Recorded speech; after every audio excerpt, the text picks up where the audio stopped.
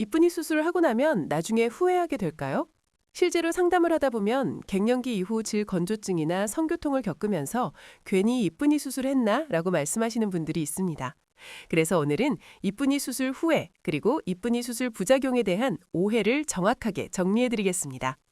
먼저 가장 많이 하는 질문입니다.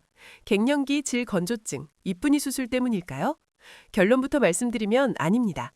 이쁜이 수술을 했든 안 했든 갱년기가 되면 여성 호르몬이 잠수하면서 질은 자연스럽게 건조해집니다. 이건 정상적인 생리적인 변화입니다. 특히 성관계를 오랫동안 하지 않은 경우라면 질 위축은 더 빨리 진행될 수 있습니다. 그래서 갱년기 이후의 질 건조증이나 성교통을 과거 이쁜이 수술 때문이라고 보는 것은 정확하지 않습니다. 그렇다면 이쁜이 수술 후기에서 왜 후회 이야기가 나올까요? 대표적인 경우는 세 가지입니다. 첫 번째, 수술 당시 이미 질 건조증이나 성교통이 있었던 경우입니다.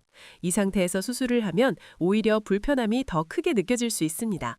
그래서 수술 전 질 상태 확인이 매우 중요합니다. 두 번째, 부부관계를 해결하기 위해 수술을 선택한 경우입니다. 이쁜이 수술은 질의 탄력을 개선하는 수술이지 감정적인 관계 문제까지 해결해주지는 않습니다. 이 부분을 오해하면 이쁜이 수술 허기에서 실망이나 후회로 이어질 수 있습니다. 세 번째, 시간이 지나 상황이 바뀐 경우입니다.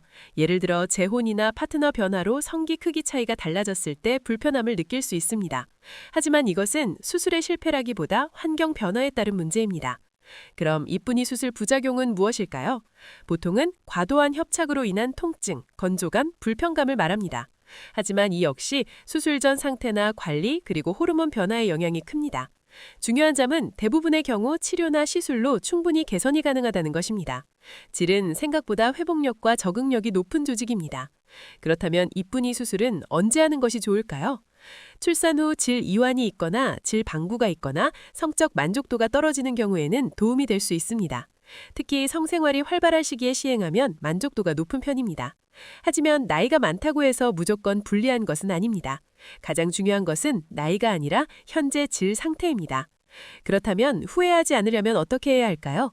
가장 중요한 것은 기대치 설정입니다. 수술로 해결할 수 있는 문제와 그렇지 않은 문제를 구분해야 합니다.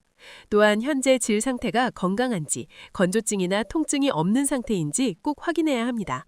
그리고 단순히 관계 개선이나 심리적인 문제 해결을 위해 수술을 선택하는 것은 신중해야 합니다. 이미 수술 후 불편함이 있다면 혼자 고민하지 마시고 산부인과 전문의 상담을 받아보는 것이 좋습니다. 마지막으로 정리해드리겠습니다. 이쁜이 수술은 잘 선택하면 삶의 만족도를 높일 수 있는 수술입니다. 하지만 모든 문제를 해결하는 만능 해결책은 아닙니다. 이쁜이 수술 후기를 볼 때는 결과뿐만 아니라 수술 당시 상황과 이후 변화까지 함께 보셔야 합니다. 후회보다는 지금 상태에 맞는 해결 방법을 찾는 것이 더 현실적인 선택입니다. 이쁜이 수술과 이쁜이 수술 부작용 정확하게 이해하시는 것이 가장 중요합니다.